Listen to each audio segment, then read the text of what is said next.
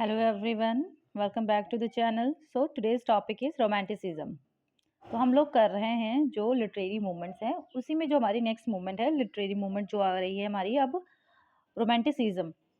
ठीक है, इससे पहले जो है हमने रेफर्मेशन और जो रेनेसा रेफर्मेशन मेटाफिजिकल पॉइंट्स और क्लासिकल और न्यू क्लासिकल की जो मूवमेंट्स हैं उनको कर लिया है। Now it's time to do romanticism. Romanticism में सबसे ज़्यादा इंपॉर्टेंट पॉइंट हो जाता है लिरिकल बैलेड्स। ठीक है, जो कि पब्लिश हुई थी 1798 में। ठीक है, और इसमें क्या हुआ, जब रोमांटिसिज्म आया तो क्या हुआ, इसमें जो है वर्क हो रहा था वो नेचर से रिलेटेड था और उसमें लव फॉर नेचर जो है दिखाया जा रहा था। ठीक है, the romanticism began in 1798 when William Wordsworth and S T. Coleridge publish lyrical ballads. ठीक है, तो ये उनका कलेक्टिव वर्क था जिसमें जो है कुछ पोएम्स थी विलियम वर्ड्सवर्थ की और एस.टी. कॉलरिज की। तो दोनों ने उस पर जो है इकट्ठे काम किया था और इसको जो है पब्लिकेशन जो हुई थी 1798 में हुई थी। ठीक है, अगर हम बात करें इसमें पोएम कितनी थी, जो ये लिरिकल बैलाड थी, it was a collection of 23 poems. ठीक है, the first was the ancient rhyme जो थी एस.टी. कॉलरिज की थी पहली पोएम, और जो लास्ट थी वो टिंटन एबे थी बाय वर्ड्सवर्थ। ठीक है, उसके बाद जो है romanticism was an artistic literary musical and intellectual movement थी ये। It originated in Europe toward the end of the 18th century. ठीक है, 18वीं सेंचुरी जो है खत्म होने जा रही थी तब इसका ओरिजिन यूरोप में हुआ था। Then romanticism was characterized by its emphasis on emotions and individualism as well as glorification of all the past and nature. Prefer medieval rather than the classicals. ठीक है, तो रोमांटिसिज्म ने जो है इमोशंस के ऊपर और इंडिविजुअलिज्म के ऊपर जो है जोर दिया था और इन्होंने जो है पास्ट यानी कि नॉस्टैल्जिक है ना, ठीक है, पास्ट की चीज़ों को जो है ग्लोरिफिकेशन किया और इन्होंने मिडीवियल को ज़्यादा तवज्जो दिया क्लासिकल की बजाय। ठीक है, और जो रोमांटिसिज्म था इसको रिवाइवल ऑफ एलिजाबेथन और जैकोबिन एज भी कहते हैं।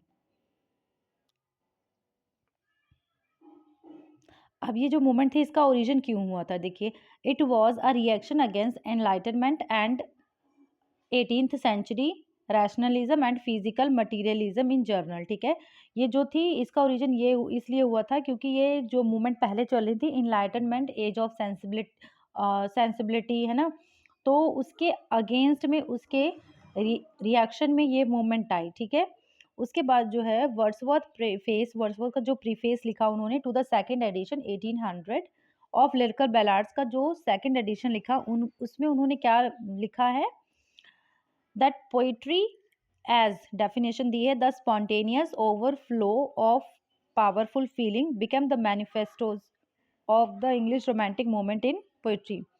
ये एग्जाम पॉइंट ऑफ व्यू से बहुत ही अच्छी जो है कोटेशन हो सकती है। The spontaneous overflow of powerful feeling became the manifestation of the English romantic movement in poetry.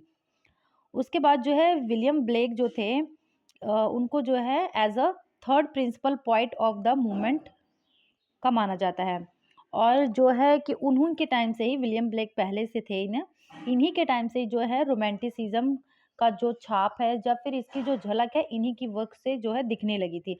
उसके बाद ही लिरिकल बैलाड का जो है पब्लिकेशन हुआ था। ठीक है, तो इसीलिए इनको जो है तीसरा जो है प्रिंसिपल पॉइंट माना जाता है। उसके बाद इसके जो कैरेक्टरिस्टिक है हम देखेंगे, ए सर्टल सेंस ऑफ मिस्ट्री रहती है इस वर्क में, interest in the past and humanity रहती है, लव फॉर नेचर रहता है, और इसको किसने कहा है, रोजे ने क्या कहा है, रिटर्न टू नेचर कहा है। The Romantics had freedom of imagination, वो इमेजिनरी दुनिया में ही रहते थे। ठीक है, the Romantics dealt with subjectivity, ठीक है, एंड स्पॉन्टेनिटी, और इनका जो पोएटिक डिक्शन था क्या था, वो पोएटिक डिक्शन था। पोएटिक डिक्शन क्या होता है कि अकॉर्डिंग टू वर्ड्सवर्थ के अकॉर्डिंग कहते थे कि पोएट्री में ऐसी लैंग्वेज यूज़ करनी चाहिए जो कि जो आम लोग हैं यानी कि कॉमन पीपल हैं उनकी लैंग्वेज है, उन्हीं की लैंग्वेज में उनसे बात करी जाए और उन्हीं, ताकि जो वर्क है उनको समझ में आ सके। तो चलिए फ्रेंड्स, ये था हमारे जो मूवमेंट थी लिटरेरी मूवमेंट रोमांटिसिज्म। ये उससे जुड़े कुछ महत्वपूर्ण पॉइंट थे। चलिए मिलते हैं नेक्स्ट वीडियो में एक नई मूवमेंट के साथ।